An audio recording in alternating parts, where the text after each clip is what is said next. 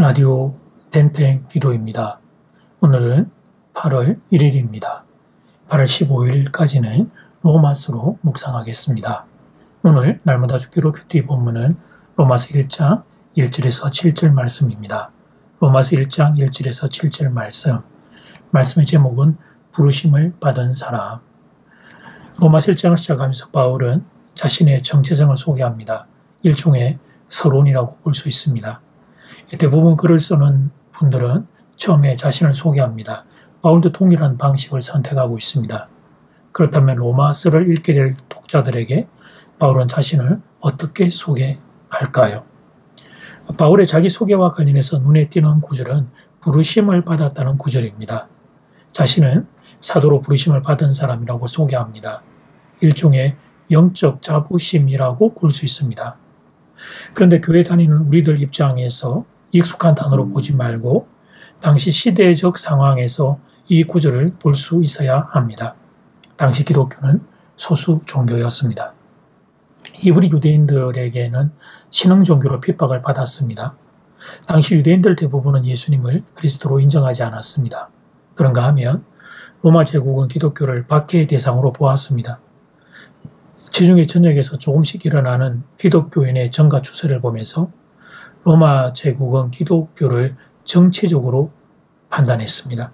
그래서 핍박과 박해를 멈추지 않았습니다. 그래서 바울은 어려운 세월을 살아야만 했습니다. 예수님 만나고 사도로 부르심을 받은 이후 바울의 생애는 눈물로 점철된 시간들이었습니다. 물론 하나님은 그를 통해 많은 기적을 나타내셨습니다. 그리고 바울을 통해 구원받은 성도들은 바울을 존경하고 사랑했습니다. 그러나 사회의 일반은 바울을 제대로 인정하지 않았습니다. 지중해 복음 전거자인 바울에 대한 이해가 없었기 때문입니다. 그런데도 바울은 구겨지지 않았습니다. 사회에 째려보는 시선을 그대로 받아내었습니다.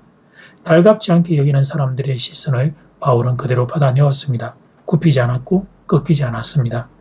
오히려 자신을 우습게 여기는 사람들을 바울은 불쌍히 여겼습니다. 바울은 위축되지 않았습니다. 핍박과 박해 가운데도 당당하게 자신의 인생을 살아갔습니다. 그 비결은 무엇일까요? 그렇습니다. 자신이 예수의 사도로 부르심을 받았기 때문입니다. 자기 정체성이 분명했던 것입니다.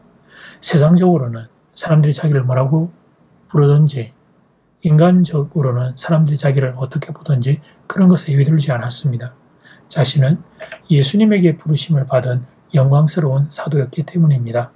죄로 인해 죽을 수밖에 없는 인생들, 그 인생들을 구원할 수 있는 유일한 길인 복음, 그 복음을 전하는 자로 자신이 부르심 받았음을 알았기 때문입니다.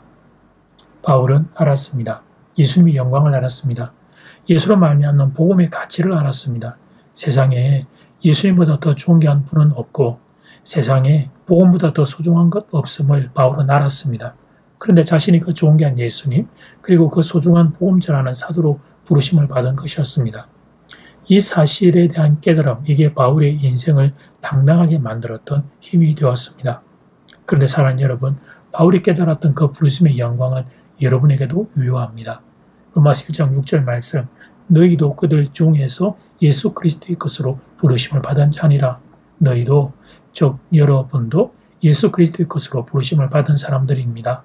7절은 그것을 이렇게 바꾸어 표현하기도 합니다. 성도로 부르심을 받은 자들이라고. 그러니까 로마서를 시작하면서 1장 1절부터 7절까지 부르심이라는 단어가 3번 반복됩니다. 바울도 여러분도 저도 하나님께 부르심을 받은 사람들입니다. 어쩌다가 운 좋게 태어나서 죽지 못해 억지로 살아가는 존재가 아닙니다. 하나님의 특별한 은혜를 입어 부르심을 받은 성도들입니다. 직업이 무엇이어도 괜찮습니다. 나이가 얼마여도 괜찮습니다. 건강 상태가 어때도 괜찮습니다. 성도는 모두가 다 하나님의 부르심을 받은 사람들입니다. 바로 이 깨달음이 있을 때 그때 성도는 당당함을 지니게 됩니다. 세상에서 돈을 많이 버는 것 물론 좋은 일입니다. 세상에서 높은 지위에 올라가는 것 그것도 좋은 일입니다. 그러나 혹시 그런 것이 없어도 성도는 당당할 수 있습니다. 우리가 하나님의 부르심을 받았기 때문입니다. 첫 번째, 죄와 죽음에서 생명으로 부르심을 받았습니다. 우리는 영원한 생명을 소유한 사람들입니다. 두 번째, 이 땅에서 죄 가운데 있는 인생들에게 생명 되신 예수님을 전하는 부르심을 받은 사람들입니다. 사람 살리는 사명을 부여받았다는 의미입니다. 바라기는 이 부르심의 영광을 여러분이 깨달아 알기를 소원합니다. 지금 현재 나의 모습만 가지고 내 인생을 평가하는 이들이 아니길 바랍니다. 내게 하나님의 생명이 깃들어 있음을 알고 또 나를 생명 전환하는 귀한 일에 불러주셨다는 사실, 이 부르심의 영광 때문에 당당한 분들 될 수 있기를 소원합니다. 바울이 보았고 그래서 누렸던 그 부르심의 영광과 소망이 여러분에게도 보여지게 되기를 주님 이름으로 축복합니다. 이제 첫 번째 기도 시간입니다. 받은 말씀과 개인 기도 제목을 가지고 함께 기도하는 시간입니다. 이 시간 다 함께 마음을 모아 주님 앞으로 나아가겠습니다.